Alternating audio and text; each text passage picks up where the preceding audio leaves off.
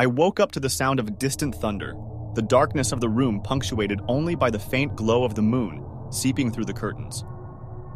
My heart raced as I realized I wasn't alone. A chilling breeze whispered through the room, causing the hair on the back of my neck to stand on end. I sat up in my bed, my eyes scanning the shadows, trying to make sense of the eerie feeling that had settled upon me. The room seemed to have a life of its own, the walls creaking as if they held secrets from decades past. My roommate, Jake, was fast asleep in his bed, oblivious to the unsettling atmosphere that had taken hold. I swallowed hard, my throat dry with fear, as I heard a faint whisper, like a soft murmur right beside my ear. "Get out," it seemed to say, the words barely audible yet piercing through the silence like a blade. I reached for the bedside lamp, my fingers trembling as I fumbled to switch it on. The warm light flooded the room, banishing the worst of the shadows and reassuring me, if only slightly. But just as I began to ease back against my pillows, the light flickered and died with an ominous sputter. Panic surged through me, and I fumbled for my phone, desperately casting its glow around the room. The walls of the hostel room seemed to close in on me, the air growing heavy with a sense of foreboding. A faint, ghostly whisper echoed again, this time closer, as if someone was breathing those chilling words directly into my ear. "Leave before it's too late." My heart pounded against my ribcage, threatening to burst free from its confines. I wanted to wake Jake, to share this terror with someone, but fear held me paralyzed. A sudden, inexplicable chill swept through the room, causing me to shudder involuntarily. I pulled my blanket tightly around me, my gaze fixated on the window. Rain began to pelt against the glass, a rhythmic drumming that seemed to sync with the frantic beats of my heart. Lightning illuminated the room in brief, stark flashes, revealing fleeting glimpses of movement in the shadows. I strained my eyes, heart pounding, as I thought I saw a shadowy figure darting from one corner to another. My mind raced, grappling with the idea that we were not alone in that room. Whispers turned into soft giggles that danced at the edge of my hearing, taunting and tormenting.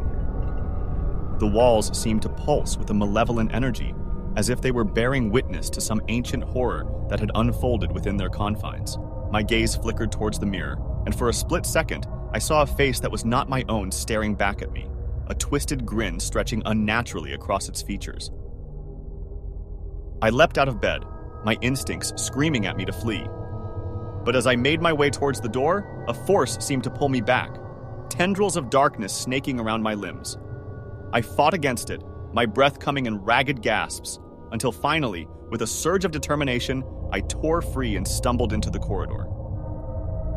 The hostel hallway was dimly lit, the walls adorned with old, faded photographs of students long gone. I tried to catch my breath, my mind reeling from the terror that still gripped me. My blood ran cold as I realized that whatever malevolent presence had taken hold of that room had now claimed Jake as well. The hostel had become a twisted, nightmarish realm, where the boundaries between the living and the supernatural had blurred into a macabre dance of horror.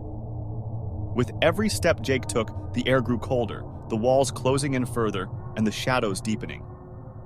I turned and fled, my footsteps echoing in the hallway as I ran blindly, desperately seeking an escape from this nightmare. But the corridors seemed to twist and contort, leading me back to the same place no matter which direction I took. It was as if the hostel itself was mocking my attempts to escape, reveling in the terror it had unleashed.